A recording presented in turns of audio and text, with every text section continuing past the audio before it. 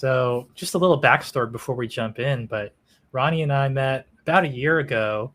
Um, I think it was just literally a random LinkedIn DM. I forget exactly what it was about. And then we just kind of hit it off and got on a call and really just learned each other's backgrounds. And we're on totally opposite coasts. I'm here in New York City. Ronnie's out in the West Coast in Portland, right?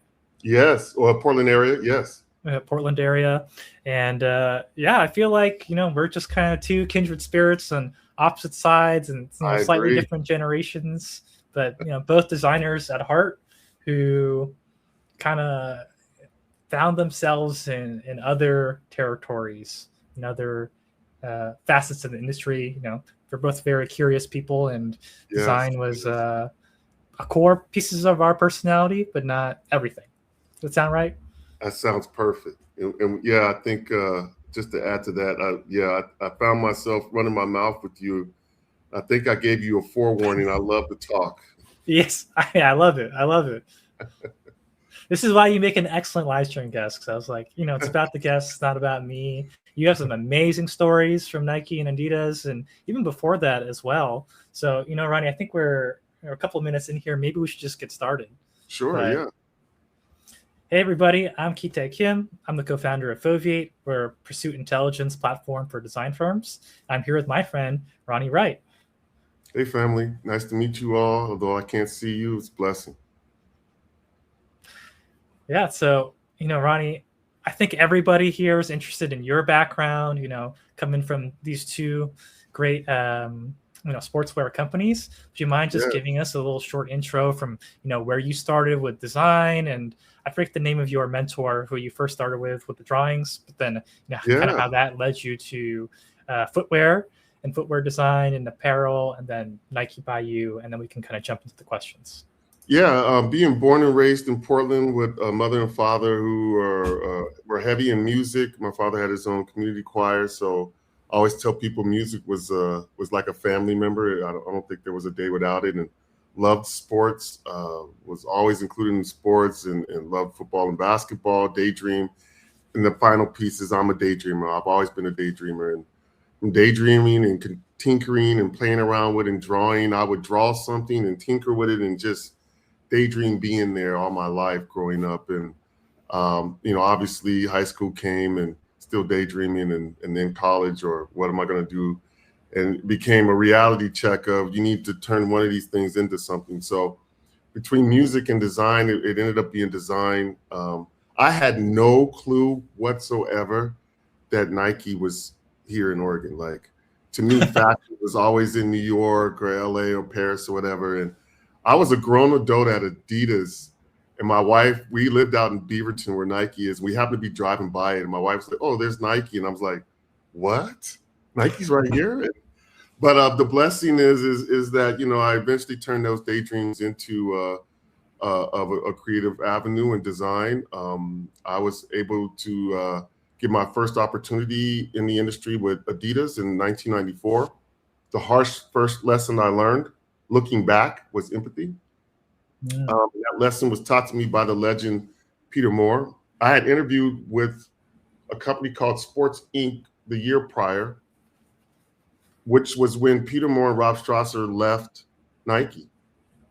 And Peter was the original art director. If anybody have seen the movie Air, which Michael Jordan's story, trust me, Peter's personality was not that. But I interviewed about me. I interviewed about me being in school and my fashion brand and my women's brand and my sportswear brand. And someone said to me, "Hey, Ron, good luck to you in your future. Obviously, we're a sportswear brand. We need help with sportswear." I walked away from that. A year later, I saw an ad in the paper. That's how old I am. It was for a graphic designer for Adidas. And I love sports. I mean, like, the Michigan Fab Five was the hottest thing at that time. You had the Running Rebels right before that. I love basketball. So I typed on a typewriter, again, showing my age, all about the passion it is to be in college. Like, you leave your old family, your new family is college, and you can't help it. You're not a fan of the team, you're a part of the tribe. And I wrote about that and about being bold and unapologetic. It's my new religion. And then you turn the page, and it was bold, unapologetic designs. And I didn't realize it then, but Peter said to me back then, when I look back on it, he said, hey, you're young, you need some help with the design stuff, but you get this consumer. And there it was. Now, when I look back at, there's the empathy part. I have passion and connection and want to champion a particular culture. And so he gave me my first opportunity. I was at Adidas for 7 years, I think, 1994, 2001, and left, went to Santa Barbara, California. I actually ended up working for Snoop Dogg for a little bit. Oh, no way. That's a story. And then eventually came home, worked for N1 for 2 seconds, and then Nike. I worked for Nike from 2005 to last year, to 2025. I've had over 13 jobs in Nike alone. Wow. All of them are all directors' jobs, to senior creative director, concept lead, to vice president. And I've leaned in on 3 things: empathy, be a sponge, and collaboration. And I still do music. So hopefully that's me in a nutshell. No, that's amazing. That's amazing. It's such a storied career and across so many different titles, even, at Nike alone, but then going from all the different, hot brands, from Adidas to And1, which was so big back in the day. Yes. And then Nike, you've really touched so many different facets. One thing that I'd like to ask you, based upon our conversations earlier, is, and you kind of hinted at this with number 3, collaboration. And you told me a story about working with different teams at Nike. You were on the design team, then there was the development team, and then there's marketing. I think for a lot of folks in the audience today, they're either on the BizDev side or the marketing side or the design side, and they don't necessarily all talk to one another or understand what each one is trying to do. So at Nike, you said you made your designers go on research trips with the marketing team. And I think, most architecture design firms, they keep those departments completely separate. So I would love to ask you. Unfortunate. Yeah, but what broke when you unified them, and then what started working? Early on at Adidas, it was very unorganized, which was cool. It was young and fun. And then they began to organize. And I went from doing like cool, random basketball shoes, whatever. And then my boss at that time put me in kids. And, I was like, man, come on, man. I don't want to be in kids. There's nothing sexy about kids. Don't get me wrong. Kids is fun. I love kids. I learned a lot. And what he said to me was priceless. And I look back on that. He said, hey, Ron, to be a great designer, you must understand marketing. You must understand merchandising. You must understand development and engineering. You must understand all these things to make you a better designer. And that has stuck to me to this day. And as I've grown, that became my powerhouse of the nucleus of collaboration. Is there's a lot I don't know, and a lot that would make my perspective even greater if I did tap into these areas. The better businessman I am, the better I'm able to communicate, because that's one of the keys of, if you think about those 3 things I said, empathy, collaboration, and be a sponge, they're all connected, right? So the better collaboration comes from the better empathy, right? It comes from being bold enough to ask questions, yet humble enough to receive answers from areas of the discipline that bring everything together, what you do. And so, it was vital to me that my designers, quite naturally, we're stingy creatives. We like what we do. In the footwear industry, though, you fail 90% of the time because of the turnover. You're doing a lot of projects. You're working on multiple seasons at one time. Our cycle is 18 months usually. So you got 18 months times 4 seasons you're working on. There's a lot of failure in that. That requires for you to step out into the market, to step into engineering, to understand, like, I drew this, it can't be done. Well, maybe I need to learn more about engineering. I drew this, consumers don't like it. Well, maybe I need to learn more about the consumer. What is the market like? And so that became, its purest point for me happened in Nike By You, because Nike By You is data driven. The experience is completely on computer. And early in my career, we would go out to the streets. We would have conversations with the athletes, knowing that a lineman, a 380-pound lineman in college, has to eat a mandatory breakfast. Like to know that they have mandatory breakfast because they have to maintain so many calories. Like to know that is to be in the streets, to be in the area, and that's where that strong empathy comes from. Fast forward with Nike By You, I was receiving data, and it caused me to ask why, because it was simply data. I needed to connect it back to that street thought. I want to know exactly what they're thinking. And so to me, that's why it's important to not just study and learn the other disciplines that make us whole, but actually have empathy or relationship with them to understand how to use them, how to conversate in them, show respect for them. Therefore, it's not a, what do you call that? A production line. I did this, handed it to you. You did, no. I know what you do all the way through. Yeah, I think this is really great for you to be talking about, Ronnie, because for a lot of folks in the audience who are in the design side, especially at design firms, a lot of them pitch for work, and the industry win rate is like 39%. It's not crazy, but speaking to the point of failure, where you're saying that as a footwear designer you fail a lot, I think it's interesting that for most of us on the design consultancy or architecture firm side, you also are pitching a lot, and the failure rate is also very high.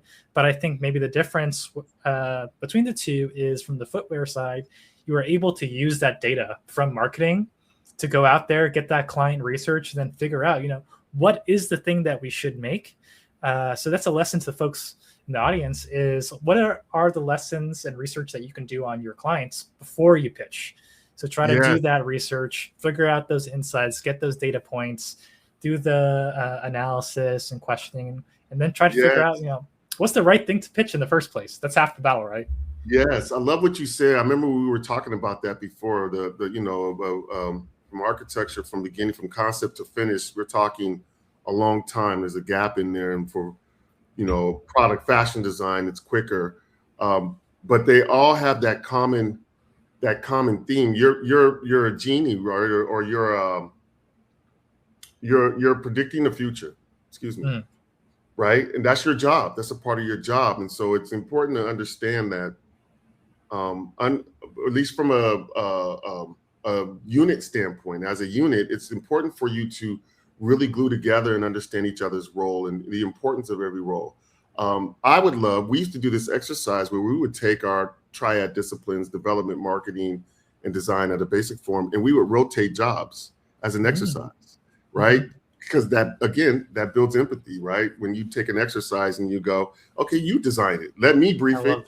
You design it, right? And then you go, oh, you know what? Yeah, that didn't make sense. I get it now. And it's very interesting that you say that, Ron, because I think at a lot of architecture firms, what happens is that you start off your career as designer, you're a junior designer, you move your way up to senior designer, and then eventually you get put into more of a management role, right? Where you're either managing designers or you become a principal. And basically you're no longer really a designer, but you're more of a project manager and BizDev director. So all of a sudden your career path has changed, and now you're being tasked with something that's more important. That's not just the design, but like you're saying, it is kind of like that rotation where now you have to figure out, how do I become this kind of, marketer / salesperson for my firm without feeling like, I'm losing my identity as a designer. So it's very interesting that you guys have that rotation built in.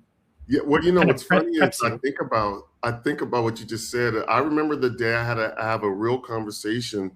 I had one of my mini jobs in Nike. They moved me to women's, and I'm not dressed in the high fashion. I had a lot of friends, but I'm pretty sure they were looking at me like, "Really, Ron?" And I had to ask. I was like, "Why am I in women's?" And my boss smiled and he said, "Ron, we put you there because you know how to work with people." He said, "You have a kumbaya spirit." And at this point, as a director, as a leader, your job is to inspire and empower creatives. Notice I didn't say design, creatives, right? That's everyone. Everyone has a perspective when they're thinking new and fresh. They're being creative, whether you're in the administrative office. If you're thinking new and fresh, you're being creative. So he said, "I need you to empower them."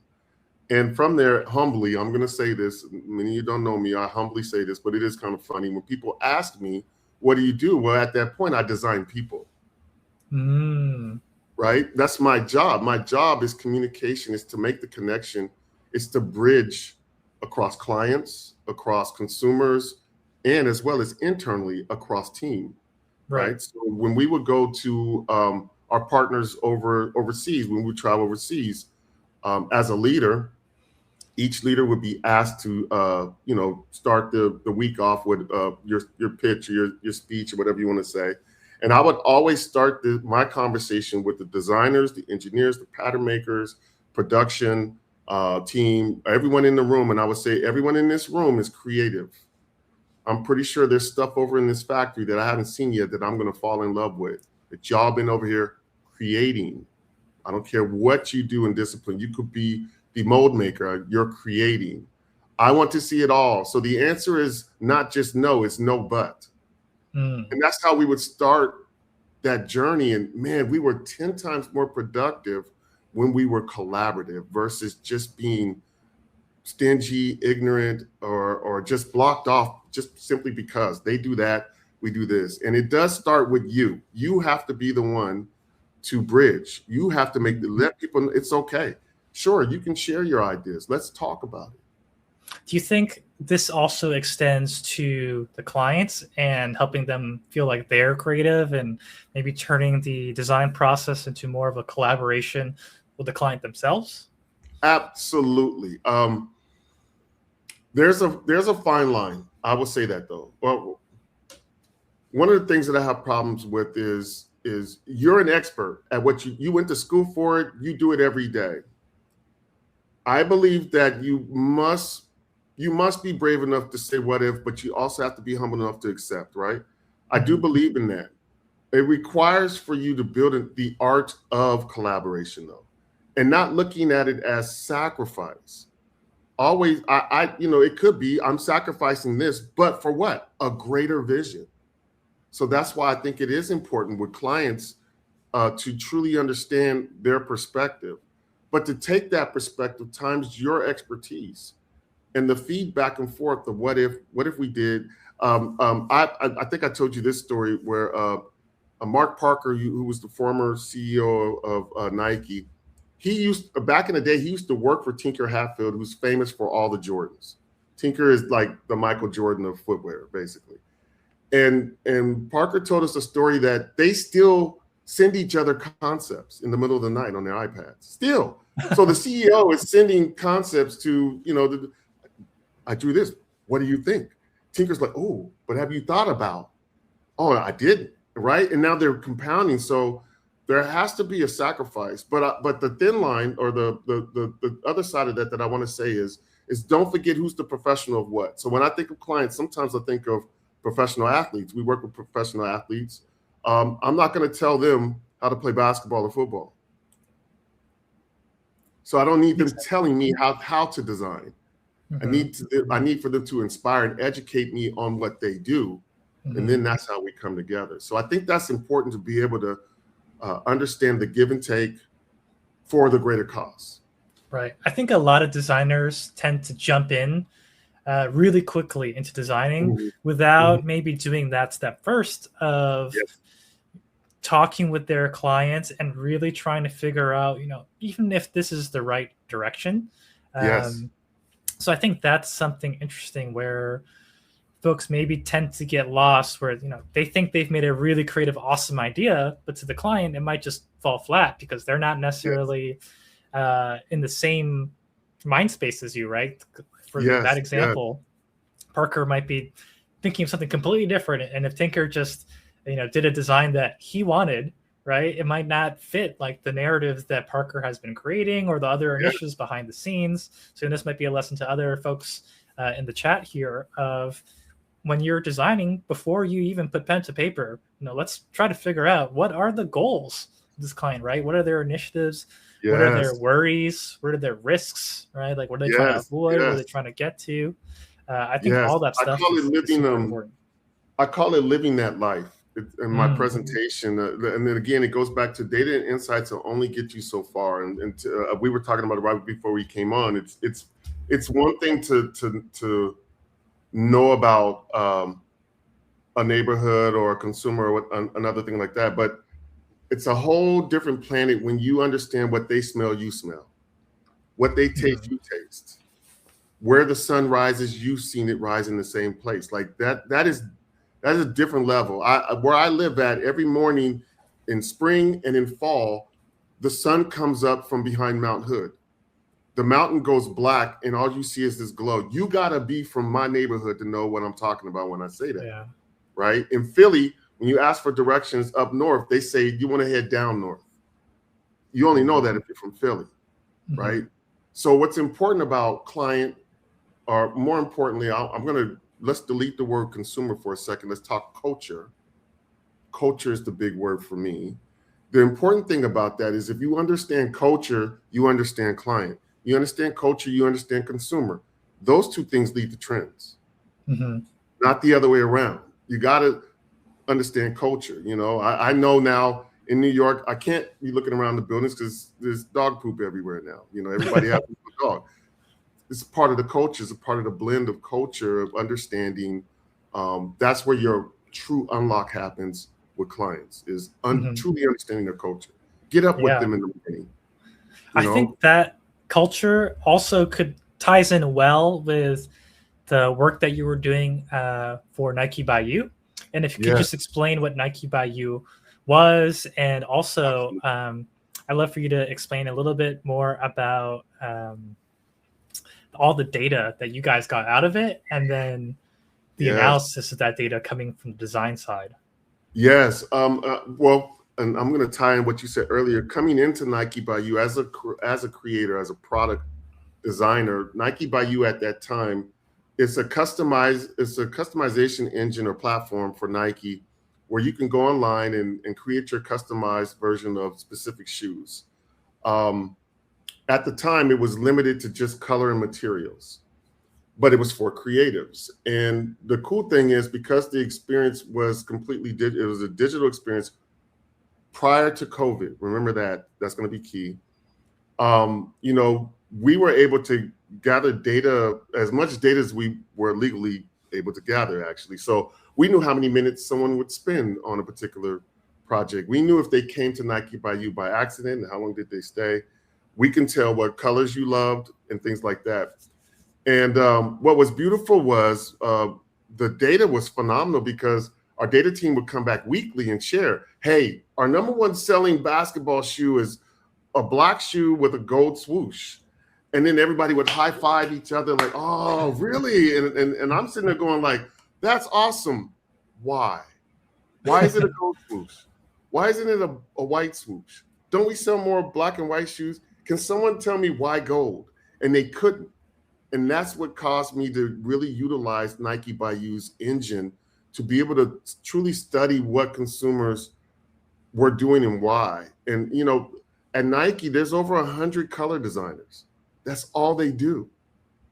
There's over 100 material designers. That's all they do. They study that, right? And this was Nike By You was an opportunity to see how creatives were coming and taking that risk and creating something that says something about them, and then pressing that, I'll buy it for a minimum of $40 more than what it is at retail. That's a different culture. That is a different culture. Pre-COVID, these people, these set of people love to create. And don't get me wrong, sure, there were artists and creatives in there and people who love to create sneakers. There were athletes. So a lot of NBA players who got free stuff from us would actually go online and create their own version of what they wanted to wear that night, right? There's a risk in that. And you can look up Nike By You Air Force One or AF1 on Instagram and begin to follow that culture.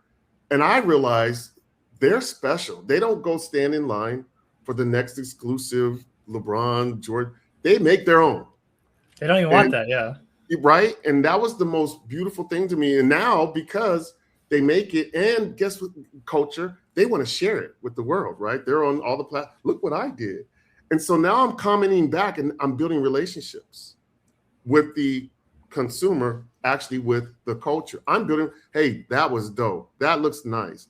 And every once in a while, someone would literally read my title and go, oh, you're at Nike By You. Yes, I am.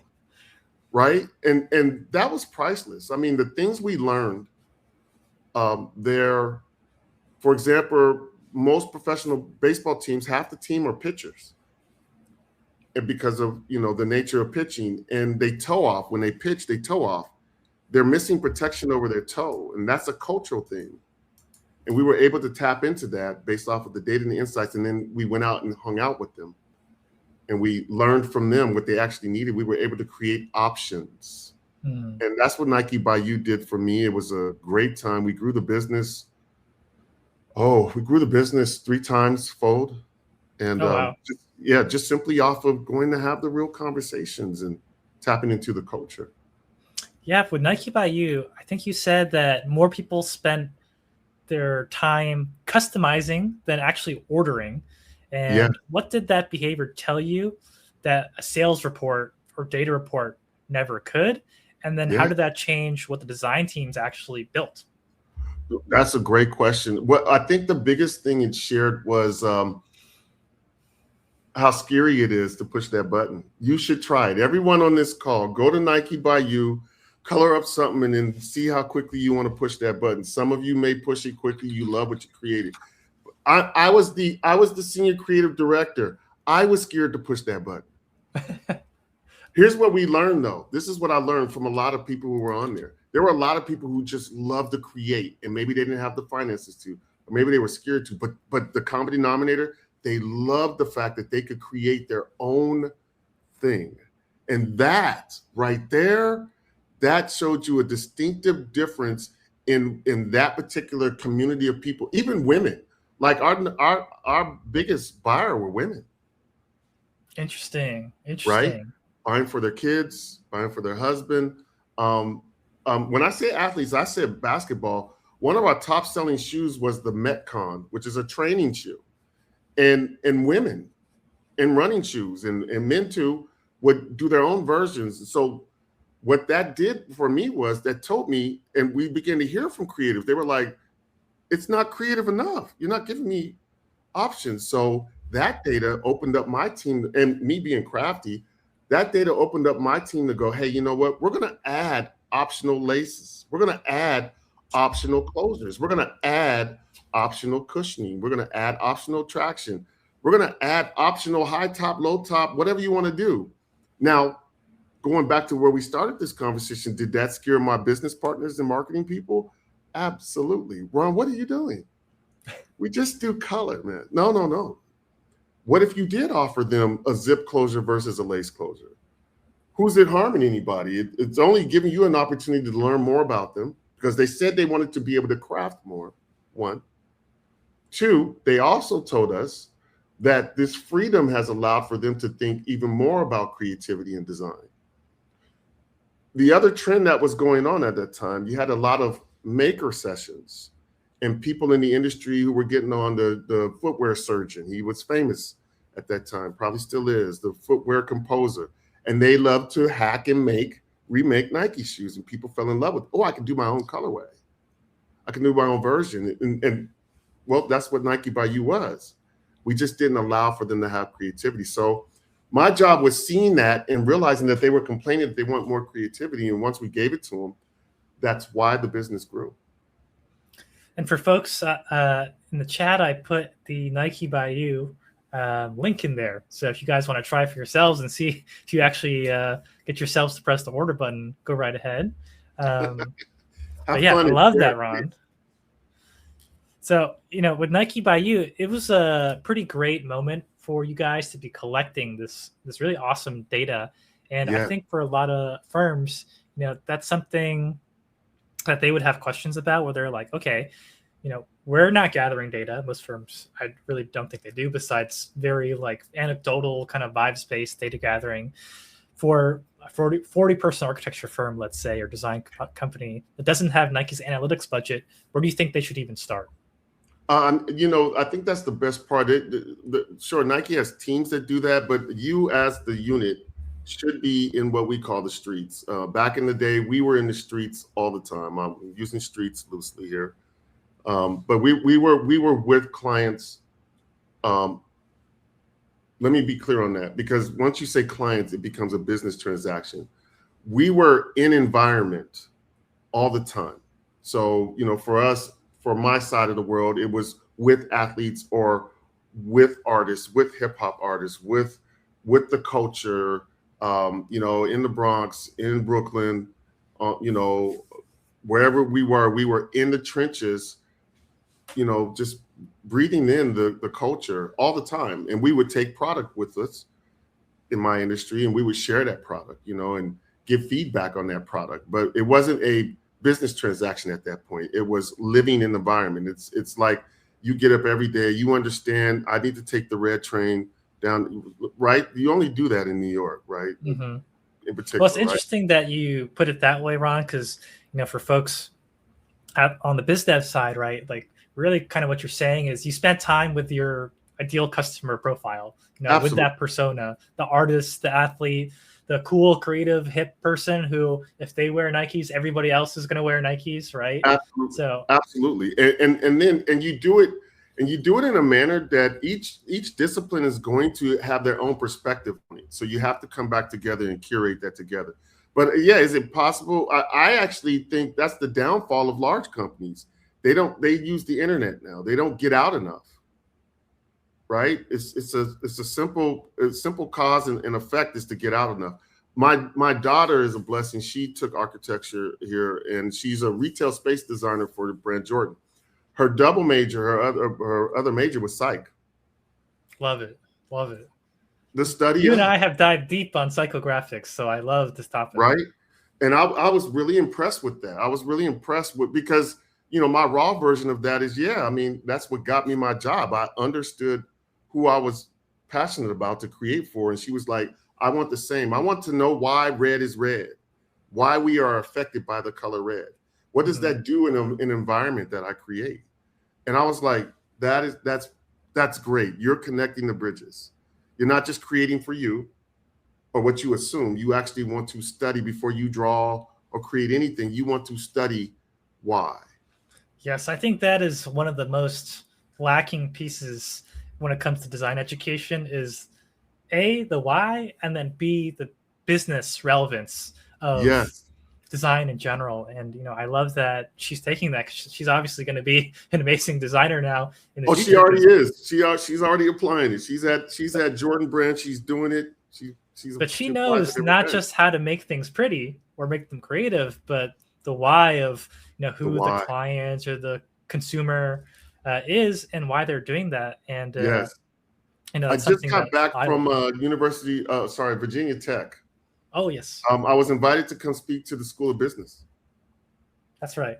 An entrepreneurs class, and what was beautiful was the bridge was, sure, I showed them work, the effect of the cause, but the cause was what we talked about in the beginning here, like, who are you creating for and why?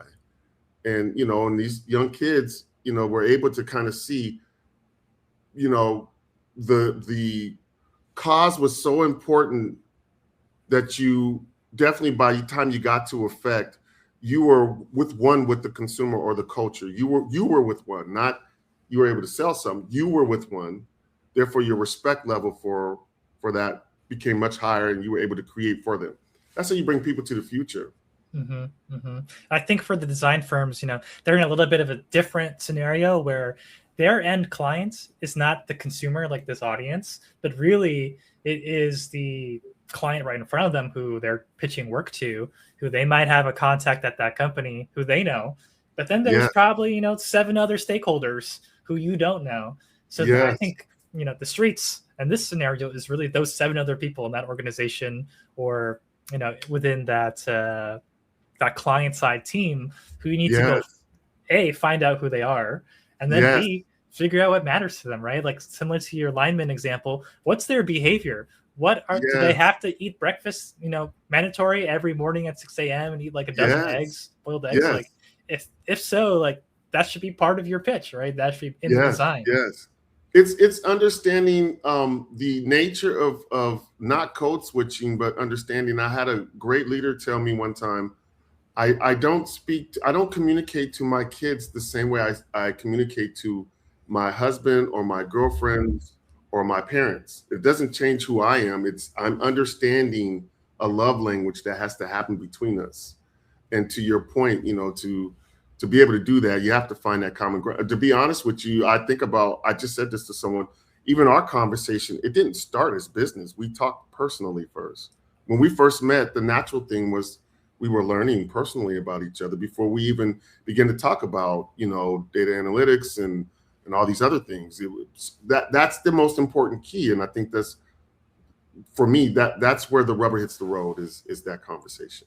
And I think with that initial conversation, you know, it kind of softens people up. So it kind of gets them into a state where they're more comfortable kind of just telling you about what's going on with them, you know, what their problem is, what they're really trying to do. From my own experience on the design side in the art world, like, you know, with art collectors, these are ultra high net worth individuals, like they're pretty reserved at first. Like they don't tell you what's going on in their life. You just kind of have to talk to them a little bit and get them to open up. And then they kind of tell you everything. And I think most people don't even really know what their problem is or like what they're trying to do with a design project, but they kind of reveal it to you in bits and pieces. And your job as a good designer is to play detective, right? And kind of like discover what are those, you know, 3 to 4 things they keep saying, you know, what's the resonance theme that keeps on popping up.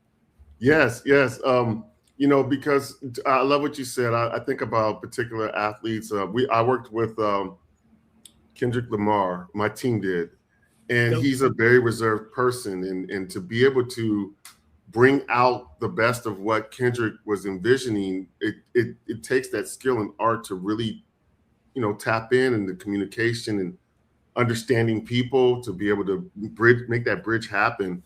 To Devin Booker. Devin showed up on campus every year to work on his projects. He's knees deep into the projects with the team. Like, it's not that they're just talking about it. He's like exploring. We have a studio. They have a studio called BRS, and he's in there exploring all the time. And so, you know, that's his love language. We know when Devin comes to town, let's get ready. Let's go. We're going to be in there, you know, laser printing and 3D, because he's crazy like that. He knows nothing about it, but that's that give and take to gain a greater cause. But yeah, I think that's important. You know, the more your client is invested, the more you're going to invest. I know they're invested because they want something from you, but the more they're invested in the process, the greater outcome you'll get for everyone. They'll be educated. You'll be educated, right? And it's the cause. It's so interesting. I feel like most design companies, like before they start working with a client, that might do some discovery, but most of them don't really have an onboarding process for the client or kind of create the framework for that collaboration that you're talking about. I'd be interested to hear, like, what would you recommend if a design firm principal, you know, came to you tomorrow and they said, help me build a team that actually operates the way that you guys operated between marketing, biz dev, and design? And what do you think is the first thing that you would recommend or change? And forgive me, I'm a repetitious person, but we would start with empathy across the disciplines. It would start with exercises across the disciplines to get a better understanding of why someone's coming to you and telling you no all the time, and you don't understand why. Well, the more you're entrenched in what they do, you'll understand who their client is, who they work for, the more you understand their process. So I would start knee deep in empathy across the disciplines first.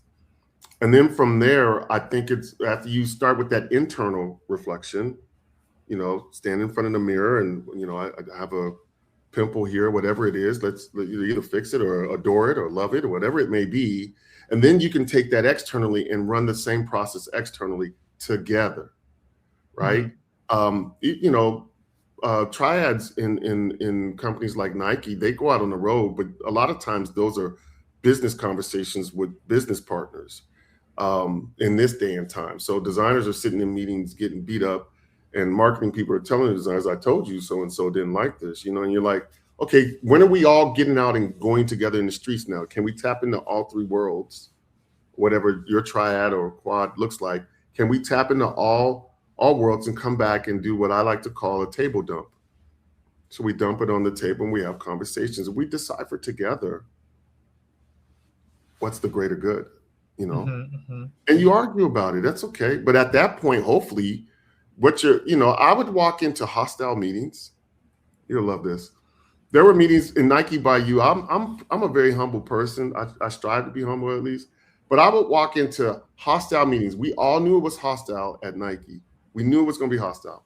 And I would walk in and I would do the personal thing, how's the kids and everything. But then I would say, before we start this meeting, I know the data, I know the insights, and I know we're winning. I know we're winning.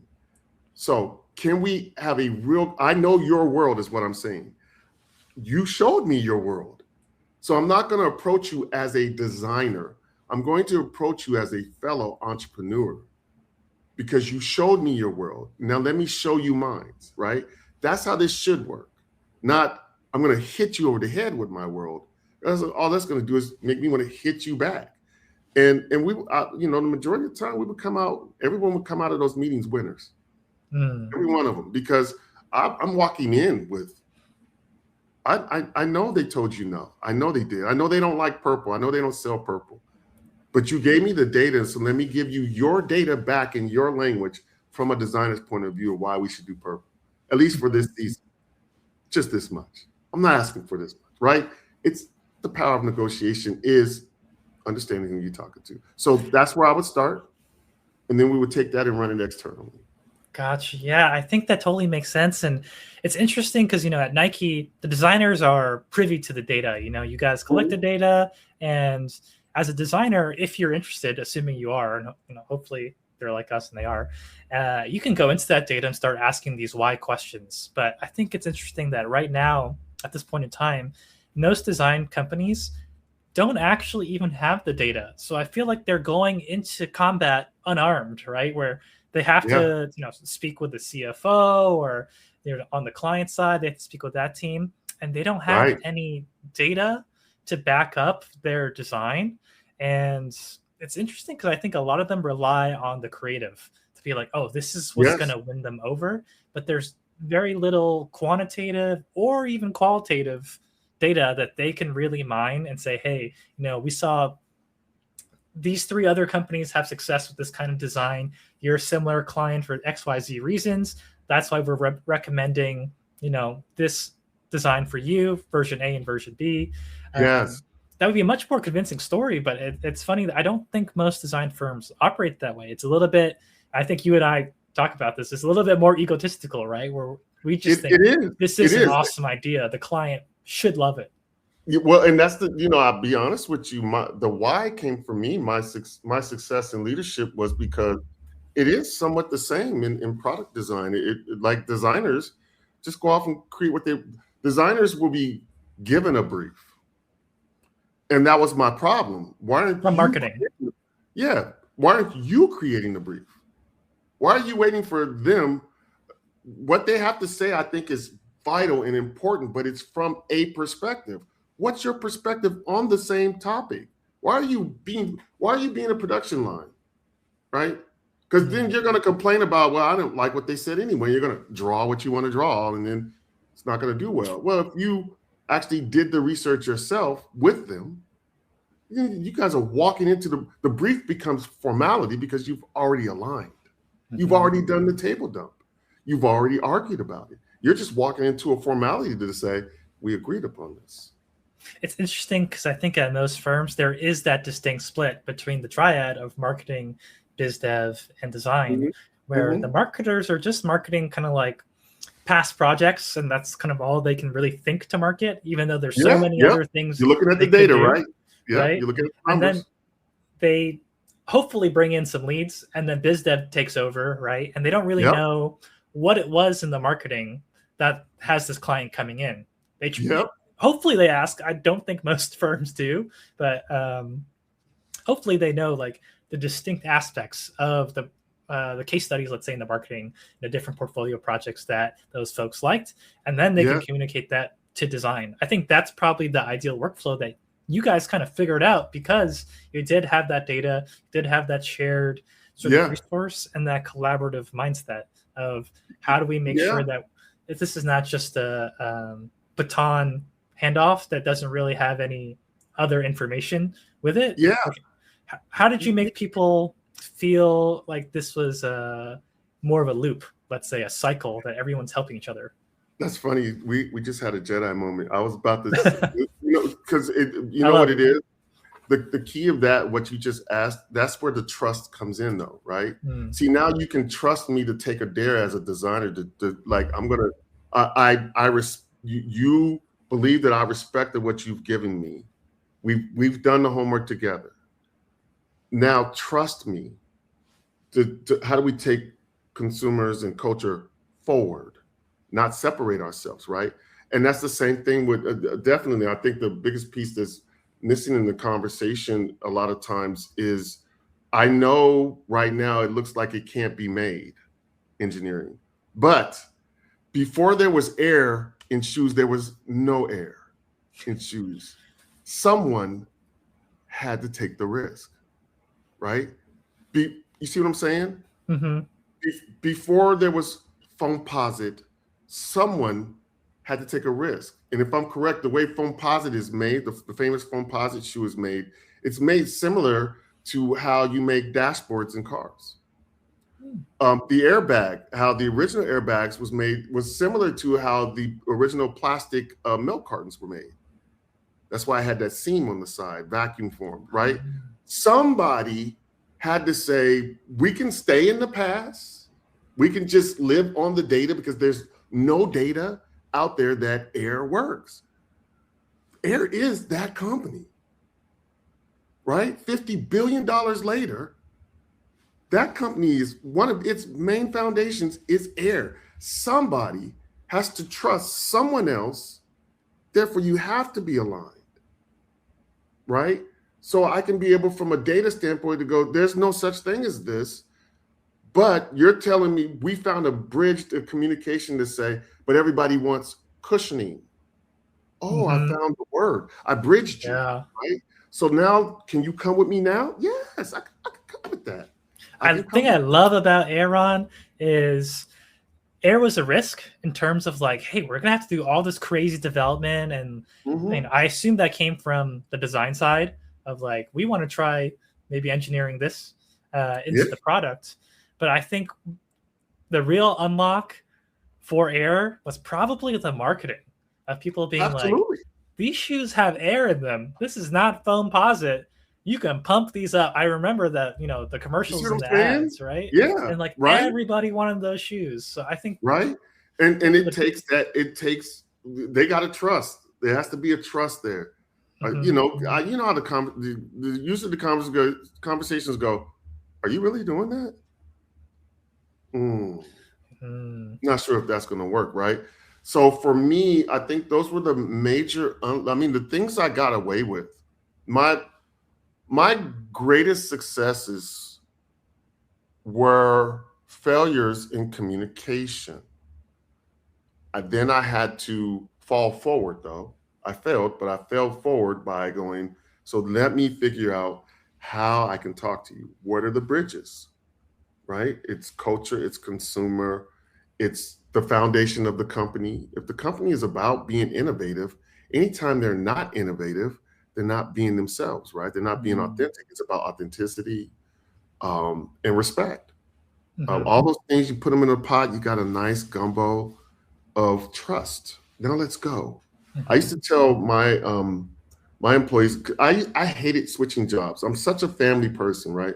And I think on average, it was like every 2 years I would have a new job. Technically, realistically what it was I had a job, and then they would add a job, and then they would add, so I was over urban, indie, and urbano, and then one time I was over women's NSW, NFL, and core, right? And I used to hate that, because I was like, dang, now I got to meet people over and over and over again. My legacy is built on that, though. It's built on walking in the room and saying, hey, guess what? My whole goal is for you to trust me and me you. Will we argue? I'm pretty sure we will. But in those moments, I hope in the back of your head you're going, but I know Ron loves me. So we're going to argue. I'm going to be mad at him for a minute. And I would tell them that. I said, my goal is me manipulate you and you me. And the only way that happens is if we learn to trust each other. It's like your youngest child. If any of you have kids, you know the youngest one is the most devious schemer of all of them. You see him coming or her coming, right? We see you coming, but we love you anyway. There's a trust there that has to happen in order for you to argue, to fight. You know, we can call and hug each other afterwards. That's how our industry was built in the past. They had no problem cussing each other out and then going to have beer afterwards and, you know, loving on each other and all that. But now, you know, we become so distinct in our silos. We don't have relationships. Yes, maybe, I mean, that's something I would love to talk about. Yeah, it's something I would love to expand more with you on is kind of the role of the designer today. And I think design has lost a lot of respect over the past couple decades, unfortunately. Yes, I agree. I think part of it is the silo of just people think that, you know, we're these fancy artists. It really doesn't matter which industry, by the way, architecture, product design, UI, UX design. People are like, you guys are off doing your own creative artsy-fartsy stuff. We don't really know how it relates to the business. I think the education system, unfortunately, has kind of failed us in teaching us how does design relate to business initiatives? How do we communicate it to non-designers? And I think this is where the marketing as translation kind of comes in, of the marketing of design and the value of design should show why it's valuable and important to non-designers. And I think maybe, you know, with our design awards and all the things that we're, you know, really into, even design publications like Design Boom or something, right? They're like so geared towards designers, but not to everybody else who actually pays for our work. So I'd be curious to hear from your side, like, what else do designers or design firms need to do? How can they hold themselves accountable so that they can increase the value of design, the perception of design back to the way it was, you know, let's say even in like the 1960s and 70s, right? Where everybody, Raymond Loewy, you know, with Maya, mostly advanced yet acceptable, like people were hot for design. It was bussin' back in the 60s. I'd be curious to hear. Now designers are really being driven to the bottom of the barrel. What do you think folks should do to differentiate themselves and to really show off, you know, why design matters and perhaps even matters more than it did previously because of AI and tech and all these new forces? I agree with you so much. I can't tell you how many times as a community we felt like tools. You guys think we're just your tool. I think design has to press in to be at the table, as Alexander Hamilton would say. You need to be in the room at the table all the time. And not to yell, scream design. You know, our very design is problem solving, right? In a creative way. Our very nature is supposed to be to study, to make better, right? Our job, we're problem solvers. And we tend to lose that thought. We allow for people to just call us creatives. We're the bass players of the band. No one cares about the bass player of the band unless you're in R&B and soul. No one does. People think we just make it pretty, and right. Yeah. In a rock band, it's about the guitarist and the drummer and the lead singer. No one cares about No, we're important because without the bottom, without the substance, without the foundation of what we bring to the table, without our perspective, we can't win. Okay, so now that I've said that, then that requires for design to truly understand what rooms they're in and who they're talking to. If you come in there as design, talking design to a whole bunch of non-designers, you lose. Yeah. Period. Clients. I don't care how right you are. You lose. Because that's not what they're interested in. Yeah. Right. What language they speak. My wife is very analytical. I mean, we couldn't be more. She is black and white. Perfect 90-degree angle squares. And I could not be the most grayest, pick a gray. I'm not even talking about from dark. I'm talking, I could be warm gray today, blue gray tomorrow, okay? Like, we cannot be more opposite. You know, she's the first person I tap into when I come up with concepts. Because if I can get her, I can get everybody else, right? So any concept I come up with, you know, we've been married for 35 years. Any concept I come up with, if I feel it's that important, I'm pitching it to her first. because it's not that she would understand everything that's in it. I just need to be able to communicate in a language that she understands to come back. So I may talk about tangent angles and all that. I won't say that to her. She'll see the tangent angles. I will talk about the functionality, because guess what? I might not even show her pictures because she's a reader. I may give it to her in reading form, because that's me going out and being a salesman and saying, not, trying to convince you of my idea. Am I communicating? That's the first question. Do you understand what I'm saying to you today? And she would be like, I'm so lost. Okay, rewind. Let me go back to the beginning and figure this. If you go to my website, rightclick.info, WRIGHT and CLIQUE. I can put it in the chat. It starts with this amoeba. It's a black space, and then the space explodes from an ink blot, right? A friend of mine's, John Hill, gave me the ink blot, and I was like, so I'm showing her, babe, this is my page. And she was like, I don't get the black thing over there. Well, it's like a black hole of space of opportunity. And she's like, don't black holes destroy things? Very analytical. It's so literal. Right? So now I got to rewind, and I'm like, and then my friend John gave me this cool ink blot thing on the presentation. I was like, oh, maybe, okay, babe, what this is about is, if you think about it, it's a white piece of paper. And what you apply to this paper is exploratory. Different words, different goal, different focus, right? Versus it's a black hole. She took that literal. I'm like, it's figurative. You can't give me figurative. Okay, so now when I show people, I get it. I got her. Lesson to the chat here, okay? So if you're talking with a client and you're pitching an idea, it might not be that the idea is bad. You just did not personalize exactly the way that you're describing it. You're telling the story in a way that it makes sense to that person and how they prefer to be communicated with. I think we're all like a little neurodivergent, but like I like videos and I like motion, right? So I get very bored if you just show me static renders again and again and again. Yes. I'm also a good reader, so I like reading text, which is a weird combo, right? Video and text. Yes. But if somebody knew that about me, pitching to me, right? I would know exactly how to, right? My wife hates visual instructions. You get put one of these things. She hates that's the fig one. Put screw here. What? She hates that. Give her something with words, she's in. I'm the opposite. Show me the picture. Give me the picture. It goes here, I'll try it out, right? It don't even go there.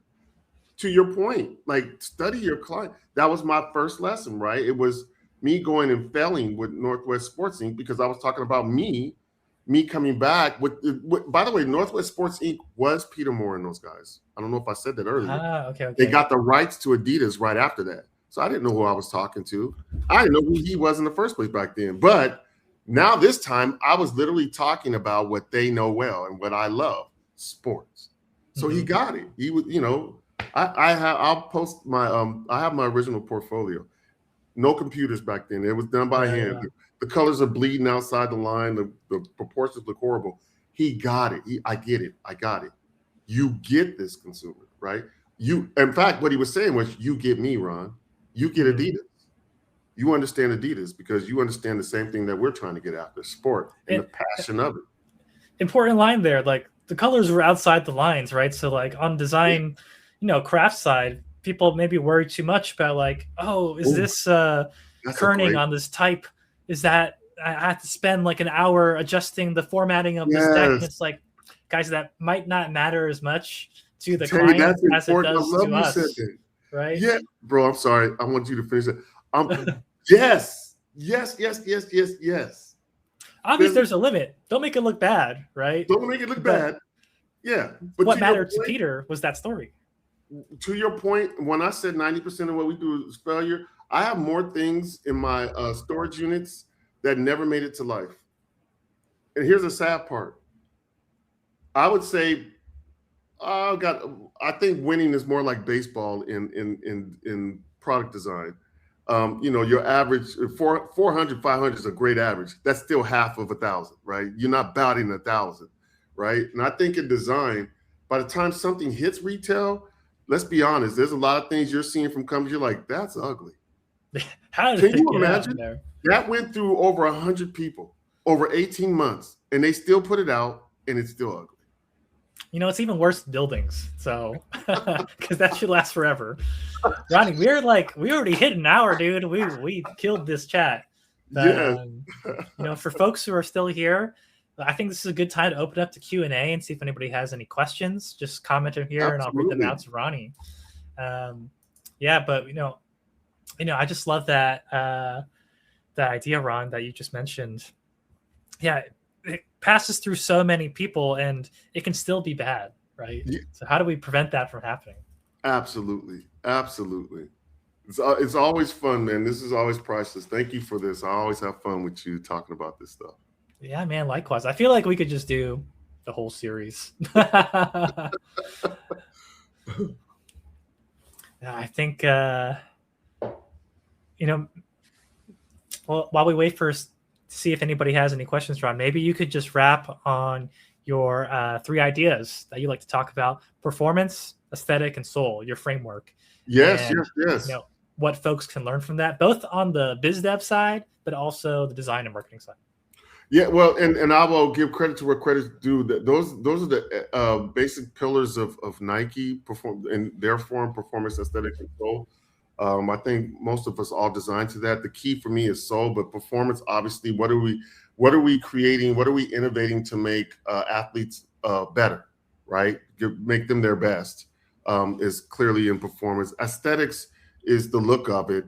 But the soul part, I think, contributes to the aesthetics. And the soul is the communication or the storytelling that we're telling to consumers and receiving from consumers that should drive what the aesthetics looks like. You know, Nike has a language about it. Complex simplicity is one of their languages. You know, their products are literally built around the idea of there's a primary focus that we want you to focus in on. And then how do we celebrate that focus, and how does everything around that focus harmonize with that focus, right? And then you times so for example, you see an airbag, know that everything that's designed around that airbag was meant to amplify the airbag, right? Because that's what we want to share, or lacing or zoom air or whatever it may be. And, you know, loosely the language is around that thought. And then the soul part, though, is important because I believe, you know, as a fan of your Nikes and Adidas and all these other brands, BMW and all those brands, they win, to your point, where you have that contact with consumers is brand, is marketing, and you either win or lose, you know, in many ways there. There were Jordans that I thought were ugly, and I worked for Jordan. I mean, you know, growing up, the Jordans he wore, some of them I was like, for real? I didn't think they were ugly, but I was like, for real, for that amount of money, for real?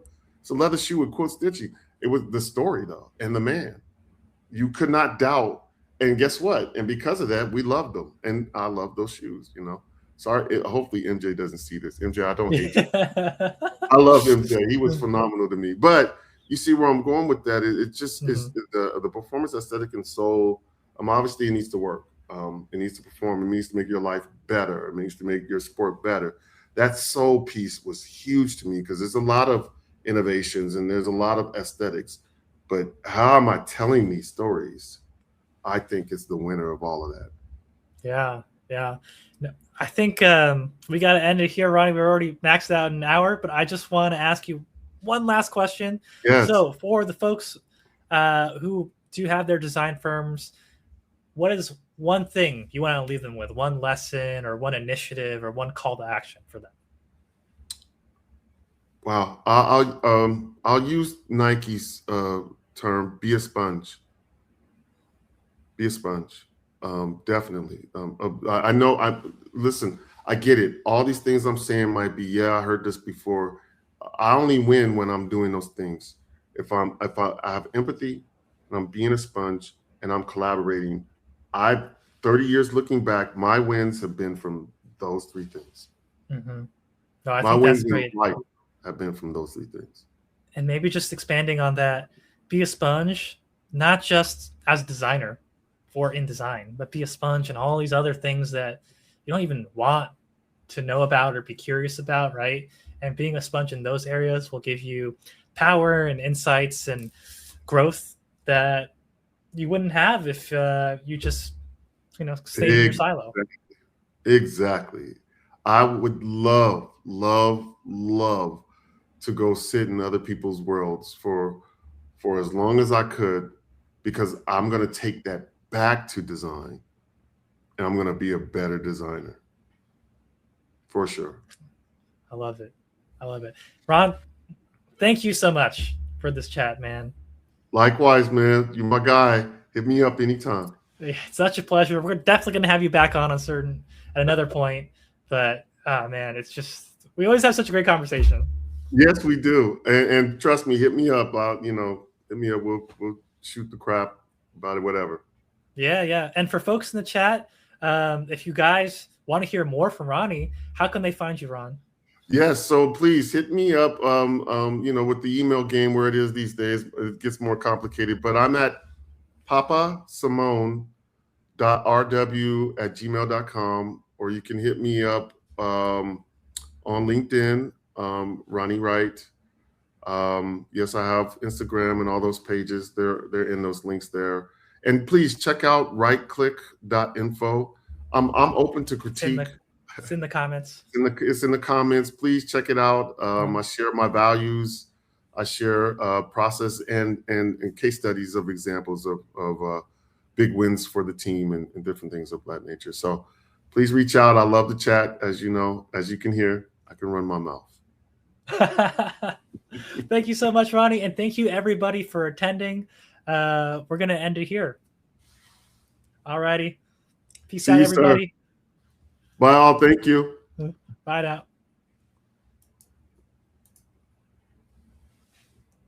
All right.